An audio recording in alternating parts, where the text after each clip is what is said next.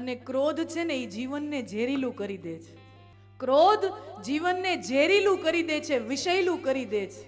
તમે જોજો જે ક્રોધી માણસ હોય ને ઝેર જેવા લાગે ને આપણને. ઈ બે બોલ બોલે ને ત્યાં એમ થાય કે ક્યાં આની પાસે સવારે 2 મિનિટ બેસી ગયા. ક્રોધ વિષ કે સમાન હૈ. वो ક્રોધ છે ને એવું ઝેર છે જે ઉગળવા વાળો છે ને ઈએ એનાથી મરે અને જે સામે વાળો છે ને ઈએ એનાથી મરે.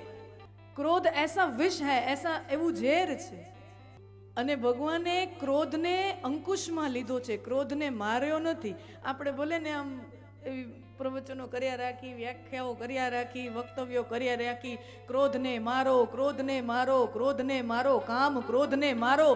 કામ ક્રોધને મારવાના ન હોય. આ કામ છે, ક્રોધ છે, આ પણ એક બહુ જીવનમાં ઉપયોગી ઉર્જાઓ છે.